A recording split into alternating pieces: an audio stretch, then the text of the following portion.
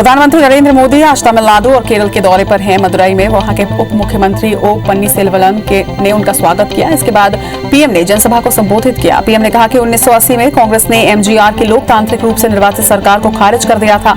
यहां दोबारा चुनाव कराए गए और एमजीआर ने मदुरई पश्चिम सीट से जीत हासिल की। प्रधानमंत्री नरेंद्र मोदी ने गुरुवार को मदुरई में प्रसिद्ध मीनाक्षी अम्मन मंदिर में पूजा अर्चना की। तमिलनाडु की भाजपा इकाई ने कहा कि मंदिर की यात्रा के दौरान प्रधानमंत्री मोदी पारंपरिक धोती कुर्ता और अंग वस्त्र पहने हुए थे। इस मौके पर मंदिर परिसर में बड़ी संख्या में समर्थक भी पहुंचे थे। पीएम मोदी ने उनका अभिवादन स्वीकार किया। बंगाल के सीएम ममता बनर्जी ने यह दावा किया है कि वो चुनाव जीत रही हैं, लेकिन इसके साथ ही उनके उम्मीदवारों को भी जीतना होगा। उत्तर बंगाल के दिनहाटा में सभा को संबोधित करते हुए उन्होंने कहा कि मैं तो जीतूंगी ही, हमारे उम्मीदवारों को भी जीतना होगा, तभी सरकार बनेगी। 200 सीट नहीं पाने पर सरकार आखिर कैसे बनेगी। बंगाल में वोटिंग वाले दिन ममता बनर्जी ने पीएम नरेंद्र मोदी और गृह मंत्री अमित शाह पर बड़े आरोप लगाए। उन्होंने कहा कि पीएम मोदी चुनाव वाले दिन पश्चिम बंगाल में चुनाव प्रचार कैसे कर सकते हैं। ममता ने आरोप लगाया कि अमित शाह सीधे केंद्र के भेजे सुरक्षा कर्मियों को आदेश दे रहे हैं। ये चुनावी आचार संहिता का उल्लंघन है। तृणमूल कांग्रेस ने प्रधानमंत्री नरेंद्र मोदी के बयान पर पलटवार किया। टीएमसी ने कहा कि दीदी नंदीग्राम की सीट पर जीत हासिल करेंगी, इसलिए दूसरी सीट से चुनाव लड़ने का सवाल ही पैदा नहीं होता। असल में उल्बेरिया में पीएम मोदी ने कहा था कि नंदीग्राम में अपनी हार सुनिश्चित देख ममता बनर्जी किसी और सुरक्षित सीट की तलाश कर रही हैं।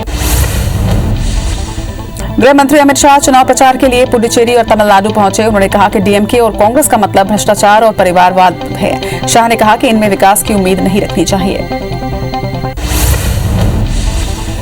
बंगाल के सीतलकुची में गृह मंत्री अमित शाह ने चुनावी सभा की। अमित शाह ने कहा कि नंदीग्राम से दीदी हार रही हैं, ये तय हो चुका है। 2 मई को दीदी जा रही हैं और उत्तर बंगाल के अच्छे दिन आ रहे हैं। बीजेपी की सरकार बनते ही उत्तर बंगाल का भला होगा। 2 चरणों में 60 में से 50 सीटें बीजेपी जीत चुकी है।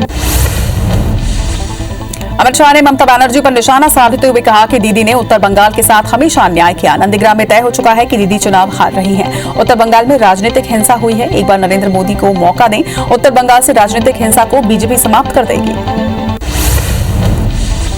केरल की बेपूर में सीएम शिवराज सिंह चौहान ने चुनावी हुंकार भरी। इस दौरान उन्होंने एलडीएफ और यूडीएफ सरकार पर जमकर निशाना साधा। उन्होंने जनता को ठगने का आरोप लगाया। सीएम शिवराज का नट्टिका में रोड शो भी होगा। केंद्रीय मंत्री गिरिराज सिंह ने ममता बनर्जी को चुनौती दी है। उन्होंने कहा कि बनारस में मोदी जी को चुनौती देना ममता दीदी और उनके कुनबे के बस की बात नहीं। समगोत्री होने के नाते एक बार मेरे खिलाफ कोशिश कीजिए। दीदी, अगर आप में हिम्मत है तो घोषित करें कि आप नंदीग्राम में चुनाव हारने के बाद राजनीति से संन्यास ले लेंगे। असम में निजी कार में ईवीएम पाए जाने के मामले में चुनाव आयोग ने 4 अधिकारियों को सस्पेंड किया है। चुनाव आयोग ने कहा है कि कार टूट गई थी और अधिकारियों ने एक कार में लिफ्ट ली, जिसकी पहचान बाद में बीजेपी कैंडिडेट के रूप में हुई। मशीन को बिना किसी नुकसान के सील के साथ बरकरार पाया गया। वहीं कार में ईवीएम मिलने के मामले पर प्रियंका गांधी वाड्रा ने बीजेपी को घेरा है। उन्होंने कहा कि हर बार चुनाव के दौरान ईवीएम को निजी वाहनों में ले जाते हुए पकड़े जाने पर कई चीजें समान होती हैं। गाड़ी आमतौर पर भाजपा उम्मीदवार या फिर उनके सहयोगियों की होती है। असम में बीजेपी के राष्ट्रीय अध्यक्ष जेपी नड्डा ने राहुल गांधी पर हमला बोला है। उन्होंने कहा कि कई लोग राजनीतिक कार्यकर्ता या नेता होते हैं, लेकिन कुछ राजनीतिक सैलानी भी हैं जो राजनीति में चुनाव के वक्त घूमने आते हैं। राहुल गांधी भी राजनीतिक सैलानी की तरह ही आए हैं। पश्चिम बंगाल के पुरसरा में बीजेपी नेता मिथुन चक्रवर्ती ने रोड शो किया, जिसमें बड़ी संख्या में कार्यकर्ता समेत स्थानीय लोग भी शामिल हुए। इस दौरान उन्होंने बीजेपी प्रत्याशी के पक्ष में वोट करने की अपील की। एंटीलिया विस्फोटक केस और मनसुख हिरेन मर्डर में नेशनल इन्वेस्टिगेटिव एजेंसी को कई कामयाबियां मिली हैं। 15 दिन से जिस मिस्ट्री गर्ल की तलाश की जा रही थी, अब वो मिल गई है। सचिन वजह का वो अड्डा भी मिल गया है जहां सारी प्लानिंग की जाती थी। इसके अलावा अंडरवर्ल्ड कनेक्शन भी सामने आया है। कारोबारी मुकेश अंबानी के घर एंटीलिया के बाहर खड़े स्कॉर्पियो से मिली जिलेटिन की 20 छड़ें इस केस में गिरफ्तार मुख्य आरोपी सचिन वजी ने ही खरीदी थी। राष्ट्रीय जांच एजेंसी एनआईए ने इसकी पुष्टि की है। वहीं जांच में सामने आया था कि ये छड़ें नागपुर की 16 इंडस्ट्री कंपनी में बनाई गई थी। इस केस में एनआईए ने 8वीं कार बरामद की है। जम्मू कश्मीर के काकापोरा इलाके में सुरक्षा बलों ने 3 आतंकियों को मार गिराया। ये मुठभेड़ करीब 6 घंटे तक चली। मौके से तीनों आतंकियों के शव और 3 हथियार बरामद किए गए। वहीं सुरक्षा बलों को 3 आतंकियों के छिपे होने की सूचना मिली थी। जब सर्च ऑपरेशन चलाया तो आतंकियों ने गोलीबारी शुरू कर दी। इस पर सुरक्षा बलों को जवाबी कार्रवाई करनी पड़ी। दमोह के बालाकोट में बीजेपी प्रत्याशी राहुल सिंह के पक्ष में प्रचार करने पहुंचे विधायक प्रद्युमन सिंह को विरोध का सामना करना पड़ा, जिसका वीडियो वायरल हो रहा है। लोगों ने उन्हें प्रचार के दौरान जमकर खरी खोटी भी सुनाई। दमोह विधानसभा उपचुनाव का घमासान अब तेज हो गया है। बीजेपी प्रत्याशी राहुल सिंह लोधी को जनसंपर्क के दौरान महिला ने खरी खोटी सुनाई। इसका वीडियो वायरल हो रहा है। कांग्रेस ने इस मौके को लपकते हुए बीजेपी को घेरा है। पथरिया से बसपा विधायक रामबाई दमोह उपचुनाव में बीजेपी के प्रचार में उतर गई हैं। बसपा विधायक रामबाई महिलाओं के बीच पहुंची, उनके साथ होली खेली और बीजेपी के पक्ष में वोटिंग करने की अपील की। रामबाई का बीजेपी के पक्ष में एकाएक चुनाव प्रचार करना चर्चा का विषय बना हुआ है। मुख्यमंत्री शिवराज सिंह चौहान ने 1 साल तक प्रतिदिन वृक्षारोपण करने के अपने संकल्प के तहत पौधारोपण किया। उन्होंने भोपाल के स्मार्ट सिटी पार्क में आज सप्तपर्णी का पौधा लगाया। सीएम ने सभी से पौधारोपण करने की अपील भी की है। छत्तीसगढ़ में अब पतली धान की भी नीलामी करने का फैसला लिया गया है। मंत्रिमंडलीय उप समिति की बैठक में यह फैसला हुआ। धान खरीदी नीलामी को लेकर बीडीएस ने मिले दाम को लेकर भी चर्चा हुई। भिंड मुरैना में जहरीली शराब की कहर पर सियासी बयानबाजी जारी है। पूर्व सीएम कमलनाथ ने ट्वीट कर शिवराज सिंह चौहान पर निशाना साधा। उन्होंने लिखा कि पता नहीं माफिया कब गड़ेंगे और कब टंगेंगे। मध्य प्रदेश को दूध उत्पादन के क्षेत्र में बड़ी उपलब्धि हासिल हुई है। देश की दूसरी बड़ी लेबोरेटरी 47 करोड़ की लागत से भोपाल में बनाई जाएगी, जिसका उद्घाटन सीएम शिवराज सिंह चौहान करेंगे। कटनी पहुंचे मध्य प्रदेश भाजपा प्रदेश अध्यक्ष वीडी शर्मा ने कहा कि रेत खनन हो या भूमाफिया, किसी को भी बख्शा नहीं जाएगा। इसे लेकर प्रदेश सरकार और केंद्र सरकार काम कर रही है। वीडी शर्मा जिले के विभिन्न कार्यक्रमों में शिरकत करने के लिए पहुंचे थे। चर्चा के दौरान सरकार की आगामी कार्य योजना पर भी उन्होंने प्रकाश डाला। मध्य प्रदेश में पिछले लोकसभा चुनाव में काले धन के इस्तेमाल के मामले में मुख्य सचिव और गृह विभाग के एसीएस चुनाव आयोग के सामने पेश हुए, जहां उन्होंने कार्रवाई का ब्यौरा रखा। इस दौरान आयोग ने पूछा कि 3 महीने बाद भी एफआईआर क्यों नहीं की गई। नगर निगम धमतरी की सीमा को विस्तार रूप देने की तैयारी शुरू हो गई है। पहले चरण में शहर की ऐसी सीमाओं को जोड़ा जाएगा जो अभी वार्ड से अलग है। दूसरे चरण में रुद्री, मजगहन, लोहरस, अर्जुनी, कोलियारी, श्यामतराई और संबलपुर को शामिल करने की तैयारी है, जिससे विकास कार्यों के लिए निगम को जमीन की समस्या दूर होगी। चीन पर कई बार कोविड-19 की उत्पत्ति की जांच में सहयोग नहीं करने का आरोप लगा है। डब्ल्यूएचओ ने भी इस पर चिंता जाहिर की है। उम्मीद जताई है कि आगे इस तरह की परेशानियां पैदा नहीं होंगी। वहीं भारत ने डब्ल्यूएचओ का इस मामले में समर्थन किया है। इसके साथ ही भारत ने डब्ल्यूएचओ के अतिरिक्त मिशन भेजने के सुझाव का भी स्वागत किया। दुनिया भर में कोरोना संक्रमितों का आंकड़ा 13 करोड़ 15 लाख को पार कर चुका है। वहीं 28 लाख 39 हजार मरीजों की मौत हो चुकी है। दुनिया भर के 10 करोड़ 48 लाख मरीज कोरोना को हराकर स्वस्थ हो चुके हैं। हालांकि दुनिया में 2 करोड़ 24 लाख एक्टिव मरीजों का इलाज जारी है। संक्रमण के मामले में अमेरिका और ब्राजील के बाद भारत तीसरे नंबर पर है। देश में कोरोना की दूसरी लहर के बाद एक दिन में 81,398 नए मामले सामने आए हैं। कोरोना केस 1 करोड़ 23 लाख के पार पहुंच चुका है। वहीं कोरोना से 468 नई मौत से अब तक 1,63,000 मरीजों की मौत हो चुकी है। संक्रमण के मामले में भारत दुनिया में तीसरे नंबर पर पहुंच चुका है। हालांकि देश में 24 घंटे में 50,384 मरीज स्वस्थ भी हुए हैं। कोरोना के मामले फिर से बढ़ने लगे हैं। इस बीच आईआरसीटीसी ने अहमदाबाद मुंबई सेंट्रल अहमदाबाद के बीच चलने वाली तेजस एक्सप्रेस के संचालन को 2 अप्रैल से रोकने का फैसला किया है। अगले 1 महीने तक इस ट्रेन का संचालन नहीं किया जाएगा। भारत के पूर्व क्रिकेटर सचिन तेंदुलकर को अस्पताल में भर्ती करवाया गया है। सचिन ने खुद ट्वीट कर इसकी जानकारी दी है। सचिन को डॉक्टरों की सलाह के बाद अस्पताल में भर्ती करवाया गया। उन्होंने अपने ट्वीट में उम्मीद जताई है कि वो कुछ दिन में घर लौट आएंगे। इसके साथ ही लोगों से कोरोना महामारी से बचकर रहने की अपील भी उन्होंने की। गुजरात के वडोदरा में 2 जुड़वा नवजात बच्चों के कोरोना संक्रमित होने की पुष्टि हुई है। एसएसजी अस्पताल के पीडियाट्रिक विभाग के डॉक्टर अय्यर ने बताया कि बच्चों को दस्त और पानी की कमी होने की वजह से अस्पताल लाया गया था। उनकी स्थिति बेहतर है। हालांकि अब तक बच्चों को डिस्चार्ज नहीं किया गया है। महाराष्ट्र में 39,544 नए मामलों से कुल आंकड़ा 28,12,000 को यहां पार कर चुका है। राज्य में 227 मौतों के साथ अब तक मौत का आंकड़ा 54,659 मरीजों तक पहुंच चुका है। वहीं एक्टिव मरीजों का आंकड़ा 3,56,000 के पार पहुंच चुका है। राज्य में 24,727 मरीज स्वस्थ हुए हैं। बता दें कि महाराष्ट्र में कुल 36 में से 25 जिले सबसे ज्यादा प्रभावित पाए गए। देश भर में कोरोना ने जमकर रफ्तार पकड़ी है। ऐसे महाराष्ट्र में कोरोना पूरे शबाब पर है। बढ़ते संक्रमण को देखते हुए महाराष्ट्र में लॉकडाउन लगाने का फैसला लिया जा सकता है। डिप्टी सीएम अजीत पवार ने 2 अप्रैल तक राज्य में कोरोना की स्थिति देखने की बात कही थी। वहीं राज्य में पिछले 24 घंटे में 43,183 कोरोना पॉजिटिव केस सामने आए हैं। देश में कोरोना का संक्रमण तेजी के साथ बढ़ रहा है। ऐसे में बॉलीवुड एक्ट्रेस आलिया भट्ट भी कोरोना पॉजिटिव हो चुकी हैं। कुछ दिन पहले ही बॉयफ्रेंड रणबीर कपूर का भी कोरोना रिपोर्ट पॉजिटिव आया था।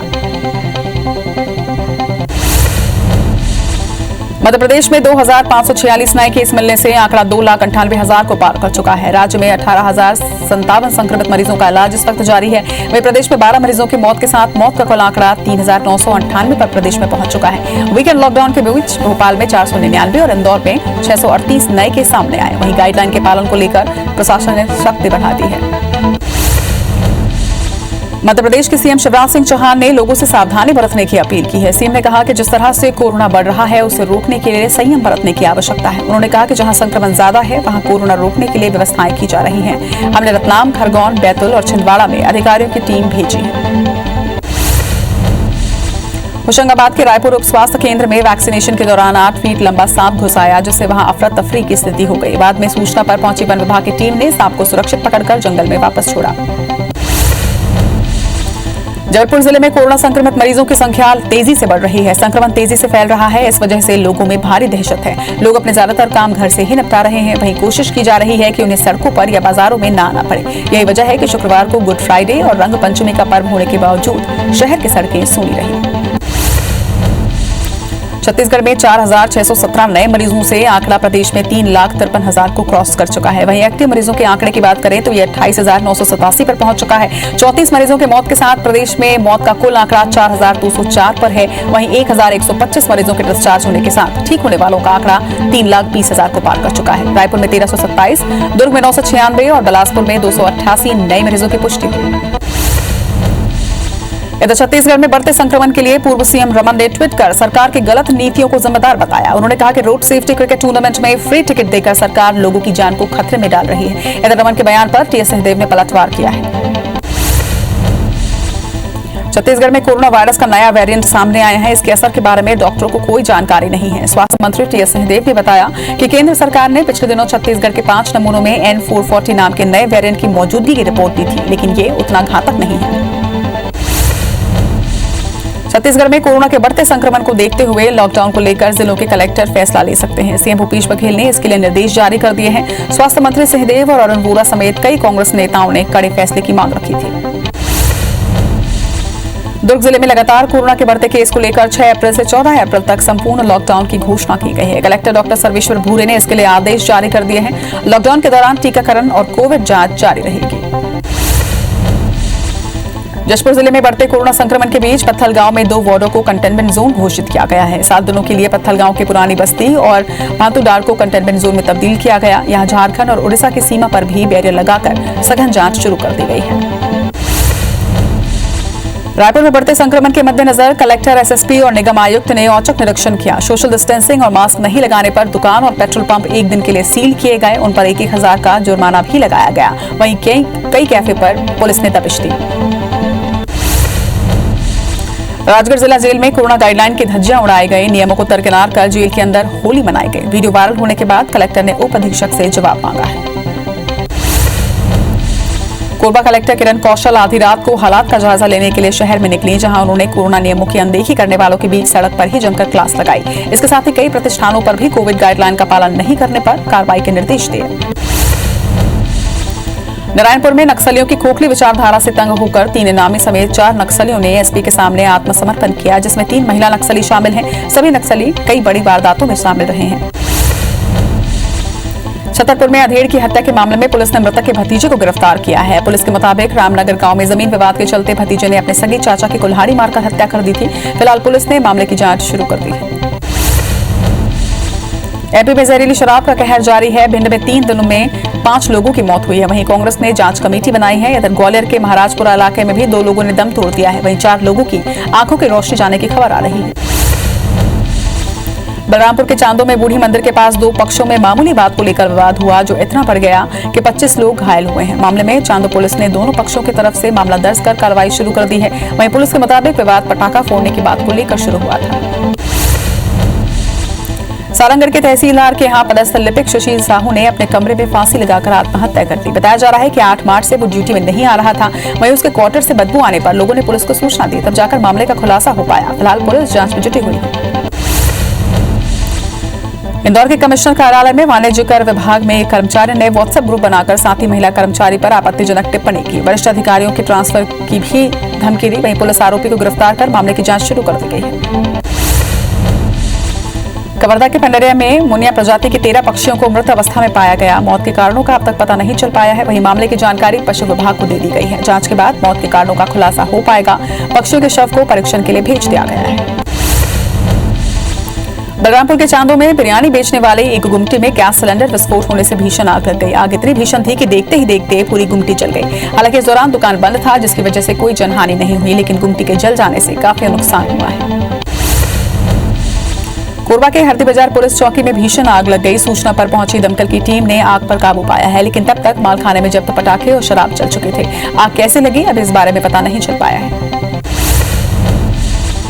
मंडला के गड़ा देवरी गांव में खलिहान और मकान में आग लग गई, जिससे किसानों की फसल जलकर खाक हो गई। किसानों को इस घटना से लाखों का नुकसान हुआ। हालांकि बाद में पहुंची फायर ब्रिगेड ने आग पर काबू पाया है। आग कैसे लगी, इसका अब तक खुलासा नहीं हो पाया है। रंग पंचमी के दिन सीहोर एसडीएम रवि वर्मा और तहसीलदार अमित सिंह अपने दल बल के साथ निकले। इस दौरान पहले भोपाल नाका और फिर नदी चौराहे पर सख्ती के साथ कार्रवाई की गई और लोगों को मास्क लगाने और कोरोना गाइडलाइन का पालन करने की हिदायत दी गई। बता दें कि होली के दिन भी लापरवाह लोगों की क्लास लगी थी। छत्तीसगढ़ के गरियाबंद जनपद पंचायत के नाम एक उपलब्धि जुड़ी है। जनपद पंचायत को सशक्तिकरण का राष्ट्रीय दीनदयाल उपाध्याय पुरस्कार मिला है। पंचायत एवं ग्रामीण विकास विभाग ये सम्मान देगा। मार्च में गुड्स एंड सर्विस टैक्स यानी कि जीएसटी कलेक्शन ने नया रिकॉर्ड बनाया है। वित्त मंत्रालय के मुताबिक टैक्स में सबसे ज्यादा 1,23,902 करोड़ रुपए मिले हैं।